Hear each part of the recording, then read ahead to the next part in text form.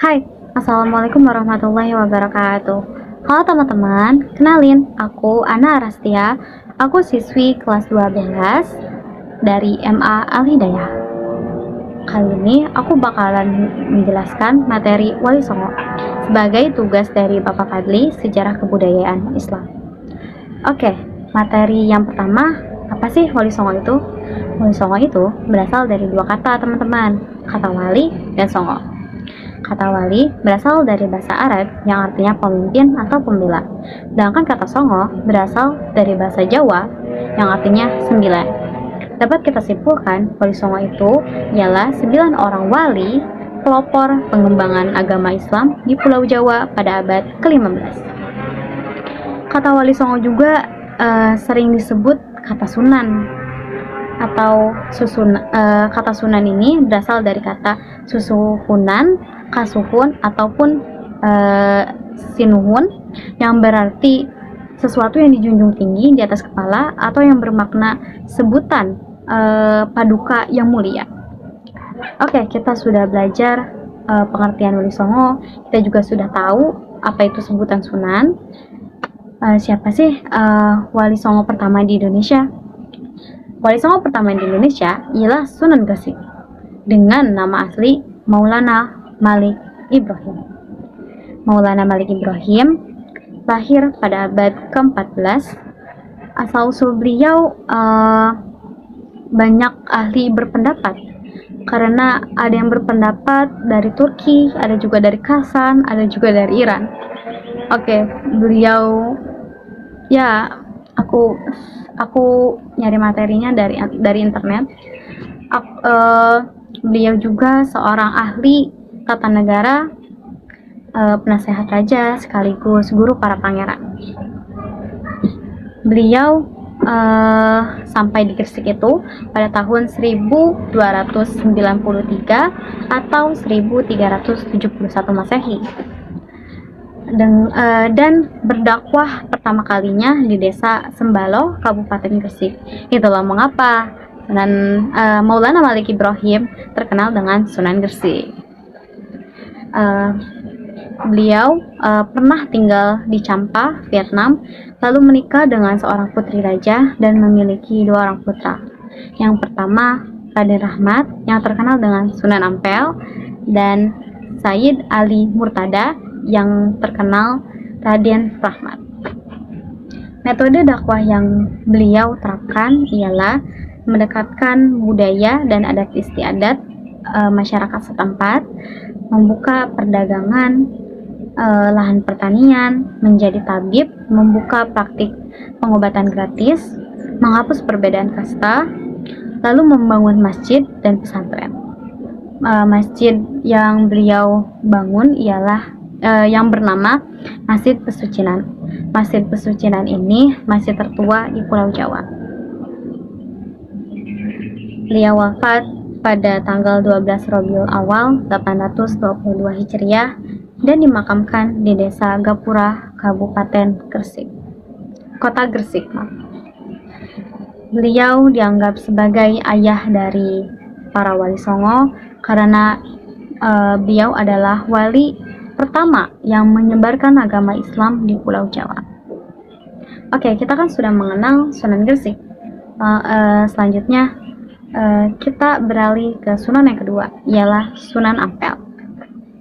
Sunan Ampel dengan nama asli Raden Rahmat, ya, anak dari Sunan Gresik yang lahir di Champa, Vietnam pada tahun 1401 Masehi. Beliau memiliki 2 istri, Dewi Karimah dan Dewi Chandrawati. Sesampainya beliau di Tuban, beliau mengislamkan 2 tokoh masyarakat, Ki Wiryo Sarojo dan Ki Bangkuni. Mereka itu siapa sih? Mereka itu ialah prajurit penjaga perbatasan. Setelah mereka masuk Islam, barulah banyak masyarakat berbondong-bondong memasuki ajaran agama Islam secara sukarela. Metode yang beliau ajarkan ialah melalui berdiskusi, memberi pemahaman tentang ajaran agama Islam. Yang kedua, mengubah kebiasaan masyarakat. Seperti contohnya nih teman-teman, Pemasangan bedug sebagai alat penanda sholat. FYI, bedug itu alat tradisional, alat musik tradisional khas atau ya khas agama Buddha. Sedangkan kentongan itu alat musik tradisional khas dari ajaran agama Hindu. Yang kedua, mendekatkan istilah-istilah Islam dengan bahasa Jawa. Dengan mengganti kata sholat menjadi kata sembahyang, kata musola menjadi kata langgar yang terdengar seperti sanggar atau tempat pemujaan sesajen. Dan kata santri berasal dari kata sastri yang artinya orang yang memahami kitab Hindu. Oke, metode yang keempat ialah menyediakan kebutuhan dan membagikannya secara cuma-cuma. Oke, 5 ajaran selanjutnya dari Sunan Ampel yang terkenal ialah 5 ajaran dasar.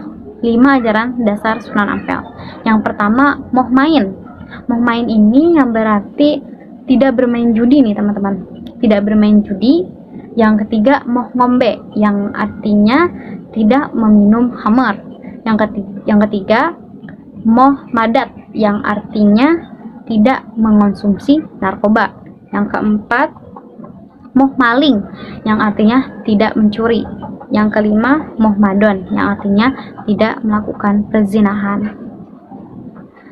Beliau lalu wafat pada tahun 1481 Masehi dan dimakamkan di Komplek Masjid Ampel, Surabaya. Beliau terkenal dengan sebutan Sunan Ampel karena pusat dakwah sekaligus dakwah pertamanya beliau itu berada di daerah Ampel, Surabaya. Oke, kita sudah mengenal Sunan Gresik, kita juga sudah mengenal Sunan Ampel, lalu ke Sunan Bonang. Sunan yang ketiga ialah Sunan Bonang. Sunan Bonang dengan nama asli Maulana Makdum Ibrahim. Beliau lahir pada tahun 1465 Masehi di Tuban. Beliau adalah anak dari Sunan Ampel dari istri Dewi Chandrawati. Dikenal dengan sebagai ahli ilmu kalam dan ahli ilmu tajwid. Beliau belajar di Pasai lalu mendirikan pesantren di Tuban. Metode dakwah yang beliau terapkan ialah kesenian, sastra, dan mengubah kebiasaan masyarakat.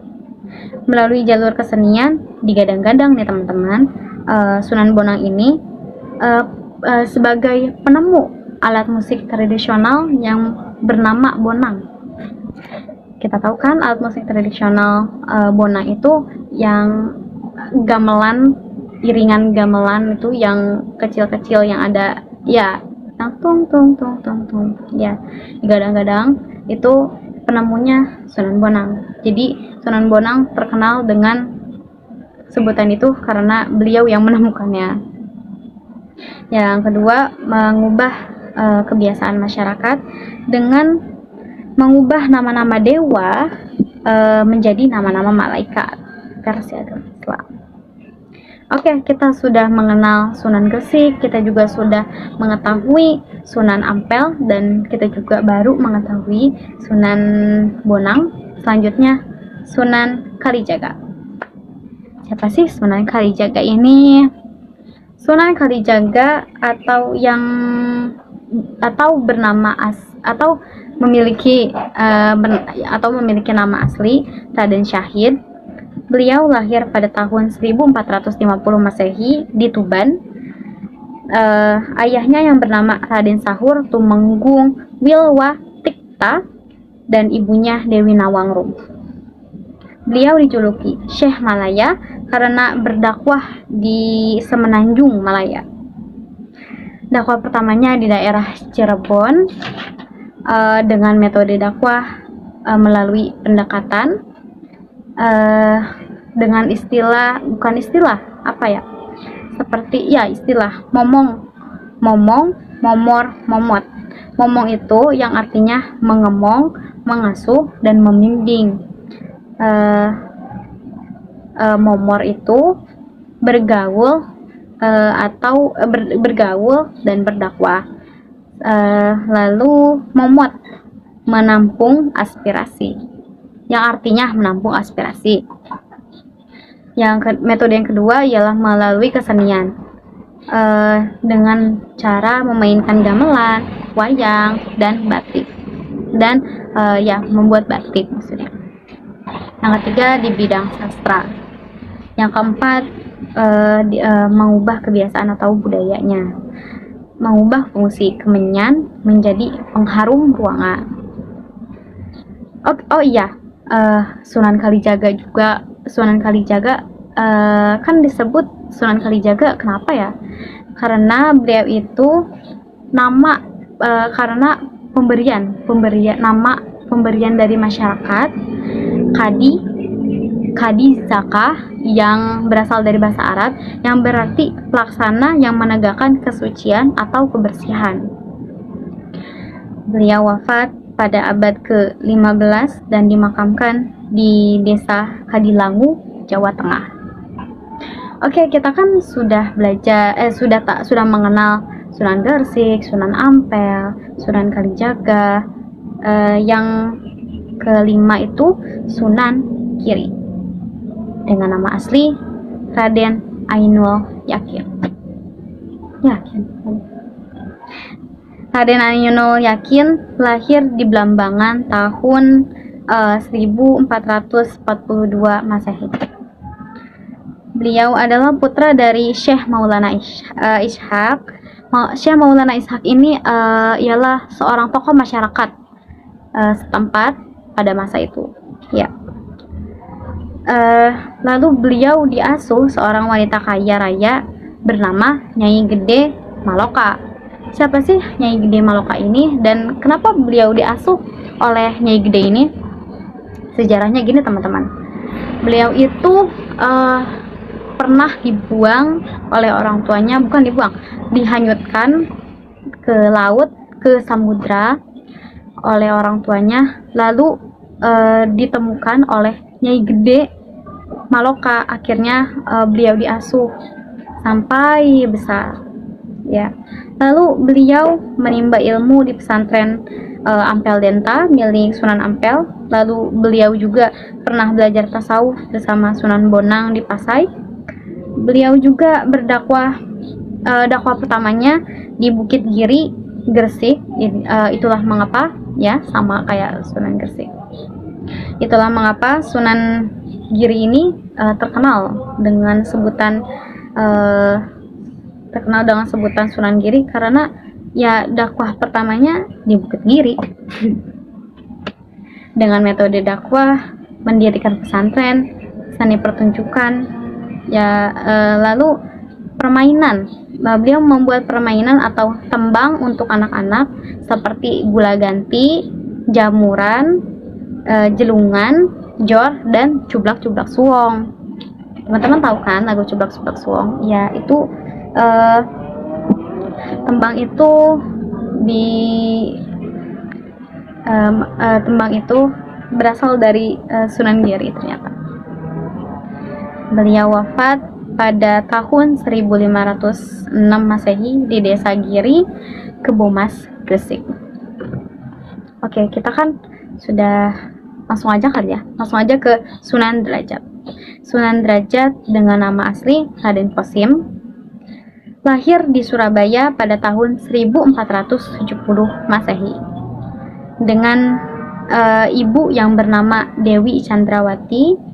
Raden Kosim adalah putra dari Sunan Ampel, ya, ayahnya bernama Sunan Ampel, dan ibu yang bernama Dewi Chandrawati.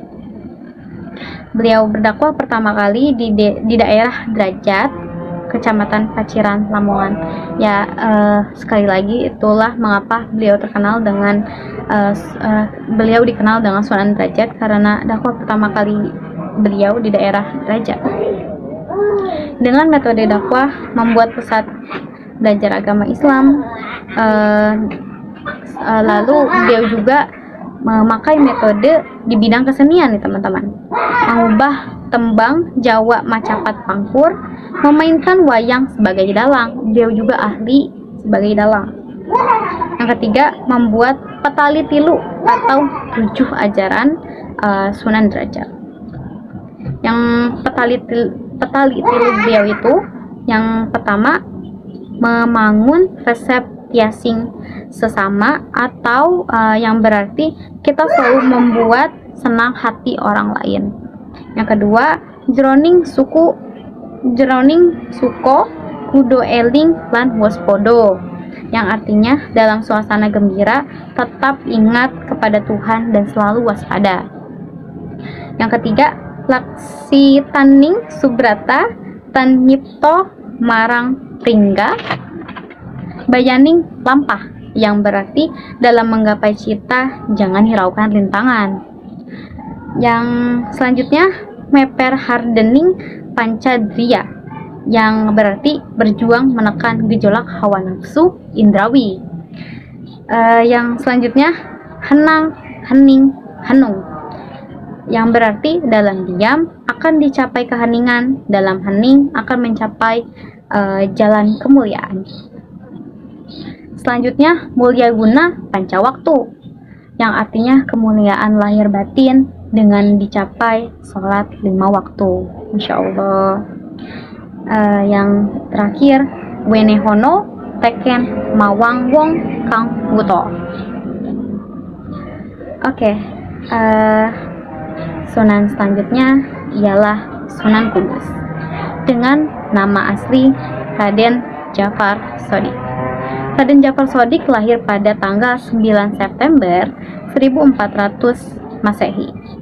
Putra dari Raden Usman Haji, beliau adalah penyebar agama Islam di Blora.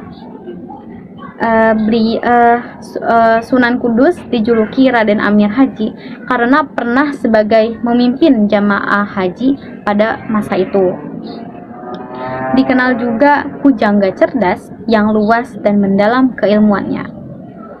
Beliau juga mendapat julukan Wali al-Ilmi karena menguasai ilmu tafsir, fikih, usul fikih, tauhid, hadis, dan logika. Wah, Masya Allah sekali ya Sunan Kudus ini. Metode dakwah yang diajarkan beliau ialah melalui pendekatan budaya. Contohnya lagu dan cerita keagamaan. Contohnya Gending, Mas Kumambang, dan Mijil. Yang contoh pendekatan budaya beliau juga berupa toleransi kebudayaan, yaitu melarang menyembelih lembu untuk menghormati adat istiadat di daerah setempat. Beliau wafat pada tahun 1550 di Kudus dan dimakamkan di daerah kompleks Masjid Menara Kudus. Oke, Sunan yang selanjutnya ialah Sunan Muria. Sunan Muria lahir pada tahun 1450, putra dari Sunan Kalijaga dengan istri yang bernama Dewi Saroh, dengan nama kecil Raden Prawoto. Dikenal sebagai Sunan Muria karena pusat dakwah, ya sekali lagi pusat dakwah beliau bermukim di Bukit Muria. Dalam berdakwahnya beliau seperti ayahnya, ibarat mengambil ikan tidak sampai keruh airnya. Maksudnya gimana sih? Maksudnya itu beliau berdakwah tetapi tidak mengubah kebudayaan ataupun tidak merusak kebudayaan di daerah setempat tempat beliau berdakwah. Dengan metode dakwah yang beliau ajarkan, satu, menjadikan desa-desa terpencil sebagai media dakwah.